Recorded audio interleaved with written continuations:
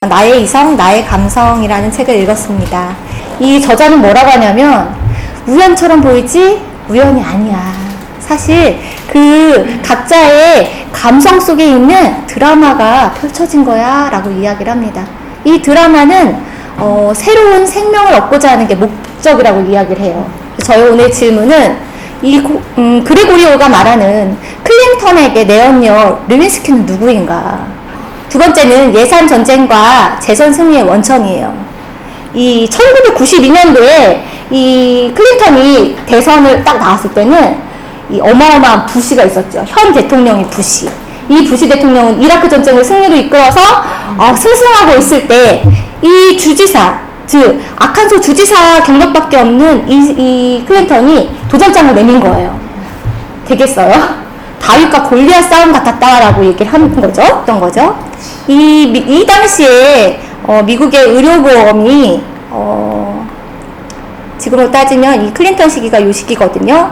어찌 보면 1인당 200만원? 뭐 이렇게 냈다고 하더라고요. 이게 우리나라랑 좀 비교를 해봤어요. 이 위내시경 할 때 이게 2009년도 사례긴 한데 위내시경 할 때 4만원이라면 미국은 100만원이에요. 한참 원정 출산도 막 유행했는데 돈이 없으면 그거 못 갔을 것 같아요. 예. 이 내시경, 대장 내시경도 5만원인데 여기 160만원이에요. 그래서 우리 아시는 것처럼 임플란트 하러 여기 다시 들어오시는 분들이 있으시잖아요. 네. 이렇게 의료비가 비쌌다라는 거죠. 그래서 여기 역대 대통령들 보세요. 공약 내세운 것들 보면 의료비가 안 빠져요. 예. 의료하고 관련된 것들이 다 들어가거든요. 근데 클린턴도 내세웠다라는 거죠. 그런데 어머니가 돌아가신 이후에 클린턴의 최대 위기가 닥치는 거예요. 이 건강보험료 개정안이 의회 때문에, 국회 때문에 부결되는 사례가 벌어져요. 어머니가 돌아가셨지, 또 자기가 추진하던 사업이 부결됐지, 재선은 희박해졌지, 제일 힘든 시기를 보냈다고 얘기를 하고 있습니다. 그래서 1992년도 당시에 이 표어가 뭐냐면 바보야, 문제는 경제야, 이렇게 막 열정적으로 외치고 아까 토크쇼에 나와서 막 신나게 얘기하고 이랬던 야망과 힘이 다 사라졌다라고 표현을 하고 있었습니다. 그도 그랬을 것 같아요. 여기 보시면 94년도 1월 16일 어머니가 사망하거든요. 11월 5일날 르윈스키를 만나요. 열흘 뒤에 정부가 셧다운을 합니다. 또 어머니 기일이죠. 2년 후에 다시 셧다운이 종료돼요. 이 저자는 이 숫자들을 얘기하면서 무의식적인 무언가가 있다라고 계속 이야기를 하고 있습니다. 아까 말씀드린 대로 정부가 셧다운을 했어요. 근데 이 셧다운이라는 게 이렇게 말을 해요. 대통령 내면의 상태야. 그 안에서 이성이 붕괴되고 자기 자신이 무너져 내리는 걸 자신이 보고 있었어. 얼마나 힘들었을까. 지금 그 상태라고 얘기하는 거죠. 그것이 투사돼서 이 외적으로 이렇게 정부가 문을 닫았고 80만 명의 공무원들이 해고됐다라고 기사가 뜬 거예요. 이 신하를 얘기하는데 신하의 영웅은 어릴 때 아버지를 여의고 어머니를 떠나 네, 이상적인 아버지를 내면에 만든다고 얘기를 해요. 그리고 살아가야 할 이유와 목적이 어머니의 꿈을 성취하기 위한 것이다. 이 빌 클린턴 대통령은 유복자로 태어났잖아요. 세상에 태어나기 전부터 죄를 짓고 있다라는 죄책감을 가지고 있었다라는 거예요. 이 원죄를 가지고 있었다라고 표현을 합니다. 또 어머니의 희생이 그에게는 어깨의 짐이었다. 어머니는 자신의 꿈을 위해서 했지만 그 아들은 어떻게 할 수밖에 없었냐? 죄책감을 가질 수밖에 없었다. 지도자가 성공의 정상에 도달할 때 이런 죄책감과 처벌에 대한 무의식적 욕구에 사로잡힌다. 즉 성공 기로에서 자기 스스로 처벌로 내려온다는 거예요. 그런데 이 대통령의 상황이 그렇지 않았나라는 생각을 해봤습니다. 1995년 11월 5일 모니카와 첫 만남을 갖습니다. 내적 드라마가 펼쳐진 거죠. 여기 뭐라고 써있냐면 억제할 수 없는 화학 반응을 일으키고 통제하지 않는 욕망을 불러일으키며 이렇게 써있어요. 이 정도로 이 한눈에 뿅?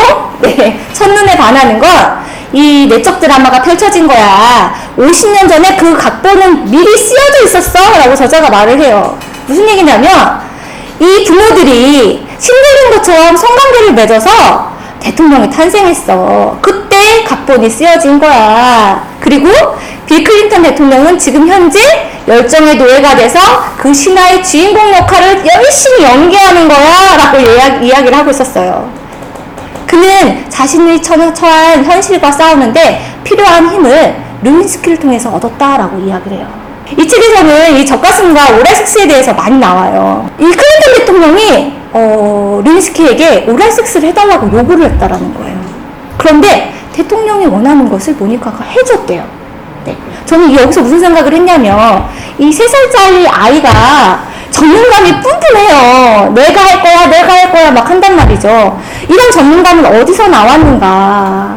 부모가 다 케어해주고 원하는 대로 채워주고 이런 것이 아이를 전문감으로 만들지 않았나. 지금 현실적으로는 의와 싸우고 현실적인 장벽이 너무 높은데 그래서 자기 힘을 말 그대로 비참함으로 들어갔는데 이 대통령이 모니카를 통해서 모니카가 원하는 것을 채워줌으로 인해서 다시 그 힘을 얻을 수 있었다라고 이야기를 하고 있었습니다.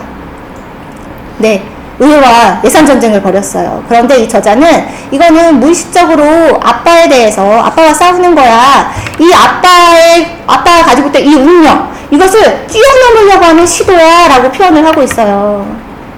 그런데 그 뛰어넘을 수 있는 힘을 절실히 필요했던 거죠. 그런데 그걸 이 모니카가 이 젊음과 불타는 열정으로 다 채워졌다라고 표현을 하고 있습니다.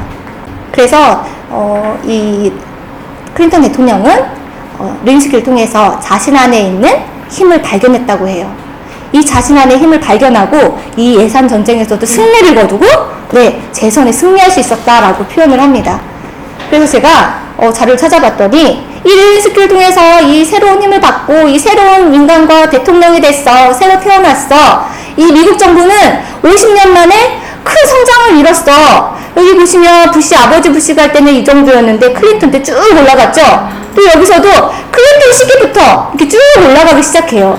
지퍼 케이트,